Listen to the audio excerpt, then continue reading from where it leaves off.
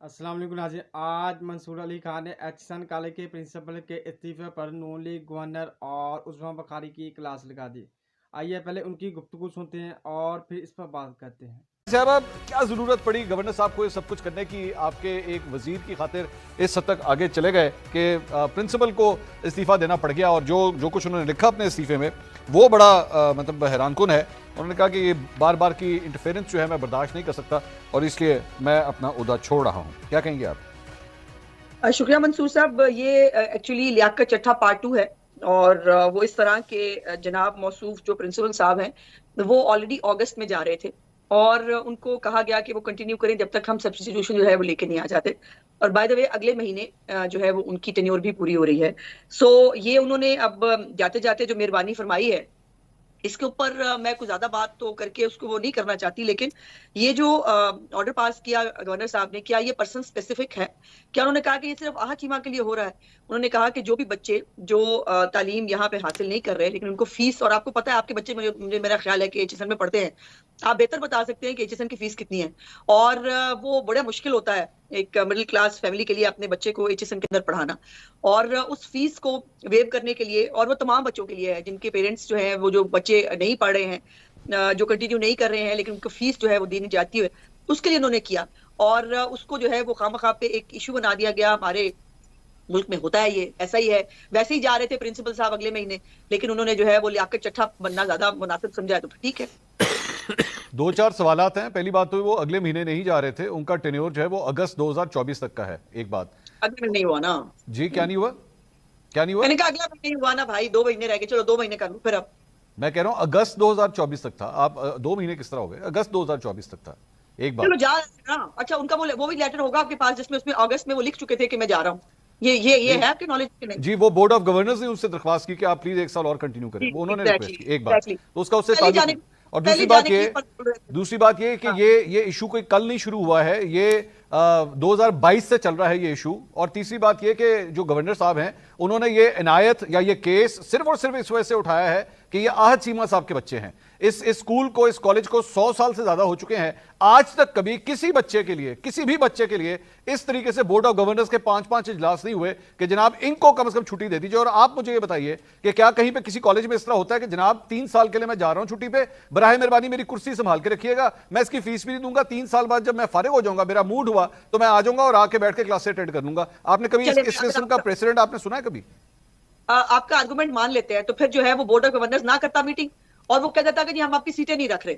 सीटें भी हम रखेंगे और जो है वो हमने इसके ऊपर मीटिंग्स भी करनी है और आपको कोई फेवर भी नहीं देनी। मुझे बता दें इसका मतलब क्या है? फिर अगर वाकई फेवर देने की बात है, अगर सिर्फ जो है वो फीस माफ करने की बात थी, तो फिर ये इसके ऊपर 5 मीटिंग्स पहले तो बोर्ड ऑफ गवर्नर से पूछे ना, फिर 5 मीटिंग्स कर क्यों रहे थे? बोर्ड मैं बताता हूं, मैं जवाब देता हूं ना। आपने सवाल का जवाब ले लेना, सवाल का जवाब ले लें। आप सवाल का जवाब ले लें। आपने सवाल किया, मैं बता देता हूं आपको।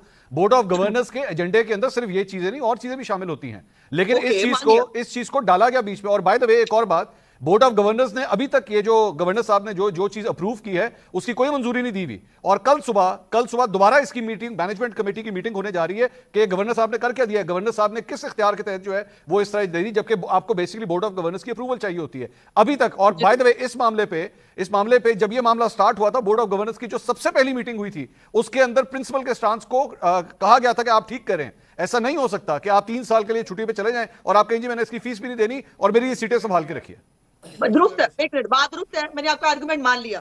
बोर्ड ने मान भी नहीं थी प्रिंसिपल साहब की रिक्वेस्ट, फिर इसको लटकाने का क्या मतलब था? फिर आप गवर्नर साहब से पूछें या आप अपने गवर्नर साहब से पूछें। लेटर लिखने के लिए ये भी तो देखें ना, जो सियासत हो रही है खामखा में। मैं इसमें कहना नहीं चाहती। कौन सी सियासत? आप मुझे बताइए कौन सी। एक मिनट, नहीं आप मुझे बताइए कौन सी सियासत हो रही है इस पे? एक मिनट, अपने लोगों को फायदा पहुंचाना हो, किसी ब्यूरोक्रेट का मसला आ जाए, किसी फलाने का मसला आ जाए, किसी एक सियासतदान का या किसी रूलिंग पार्टी के किसी बंदे का, तो उसको एक इशू बना के उसमें आपने, जो मुझे बड़ा एतराज है इस बात के ऊपर, ये पहला स्कैम आ गया। क्या स्कैम है? गवर्नर साहब ने एक जो है वो कानून जो है वो जारी किया, उन्होंने कहा कि ये मेरा ऑर्डर है, उन्होंने एक ऑर्डर जारी किया। कल आप कह रहे हैं बोर्ड की मीटिंग हो रही है, तो बोर्ड की मीटिंग जो है वो देख लीजिए उसमें क्या करना है। नहीं बोर्ड की नहीं अजमा साहब, बोर्ड की नहीं, मैं बताता हूं। अब बोर्ड की मीटिंग नहीं हो रही। पहली बात तो मैनेजमेंट कमेटी की मीटिंग हो रही है, वो बोर्ड की मीटिंग से बोर्ड नहीं है, बोर्ड ऑफ गवर्नर्स और है, मैनेजमेंट कमेटी और है। और उसके अंदर भी जो एक सबसे सीनियर वहां पे रुकन थे, जो कई दहाइयों से इस बोर्ड ऑफ गवर्नर्स के मेंबर रहे हैं, उन्होंने बाबर अली साहब ने भी इस्तीफा दे दिया और उन्होंने प्रिंसिपल के स्टांस को सपोर्ट करते हुए कहा कि ये हरकत मैंने अपनी 90 साल जिंदगी में कभी एचएसएन के साथ होते हुए नहीं देखी जो हो रहा है। और बोर्ड ऑफ गवर्नर्स की जहां तक आपने बात की वो भी सुन लीजिए। आपने कहा ना कि बोर्ड ऑफ गवर्नर्स के अंदर लोग ऐसे बैठे हुए हैं जो ये करते हैं, जरा सुनिए बोर्ड ऑफ गवर्नर्स के अंदर कौन है। बोर्ड ऑफ गवर्नर्स के अंदर अली परवेज मलिक हैं, आपकी पार्टी के रहनुमा अली परवेज। अच्छा, उसके बाद आगे सुनिए, मुस्तफा रमदे हैं, खालिद रमदे साहब के साहबजादे। उसके बाद अवैस लगारी साहब हैं आपके मिनिस्टर, वो इसके अंदर है। उमर सैफ हैं इसके अंदर, वो भी आपकी पार्टी से एफिलिएटेड है।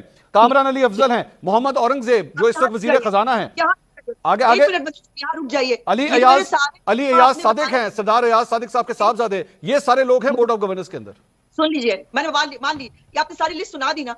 अब मुझे बताइए कि अगर हमने जो है वो इसके ऊपर किसी को फेवर देना हो, वो करना हो, फिर बोर्ड बकौल आपके जो आपने कहा बोर्ड ने प्रिंसिपल के स्टांस को जो है वो अपहोल्ड किया, तो फिर मुझे ये बताइए स्कैम कहां से हो गया? मैं बता रहा हूं जी, मैं बता रहा हूं, मैं बता रहा हूं जी, मैं जवाब दे रहा हूं जी।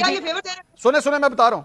वो बोर्ड ऑफ गवर्नर्स जो थे वो 2022 के बोर्ड ऑफ गवर्नर्स थे, जिन्होंने सबसे पहले जब ये मामला बोर्ड ऑफ गवर्नर्स उस वक्त के बोर्ड ऑफ गवर्नर्स के सामने आया तो उन्होंने अप्रूव किया उस चीज को।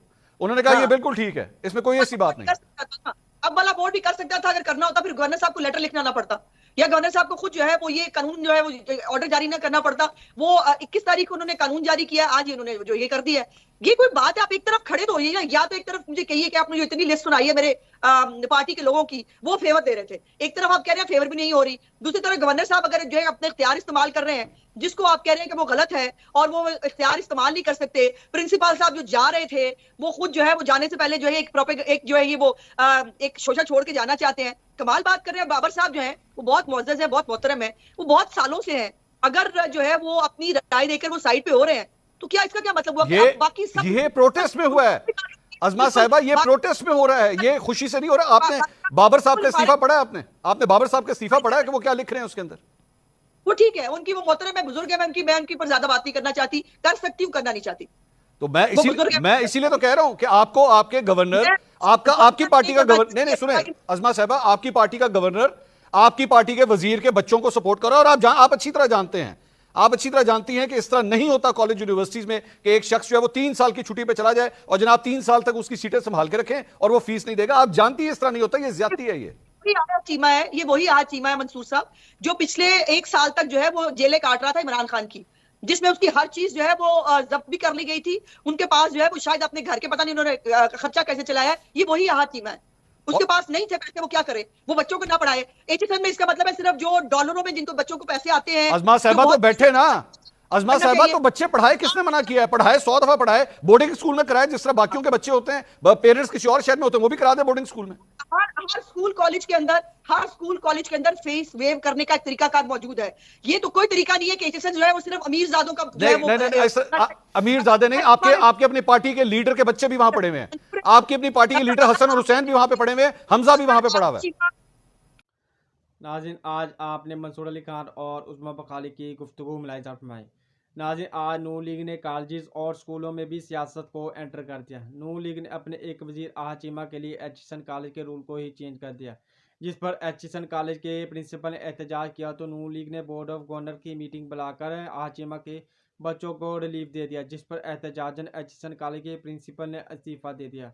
जब मंसूर अली खान ने इसके बारे में उस्मा बखारी से पूछा तो उस्मा बखारी अपने वजीर आहा चीमा की तरफदारी में शुरू हो गई, जिस पर मंसूर अली खान ने उस्मा बखारी की क्लास लगा दी। मंसूर अली खान ने कहा कि मेरे बच्चे एचएसएन कॉलेज में पढ़ रहे हैं और मैं खुद एचएसएन कॉलेज में पढ़ा हूँ।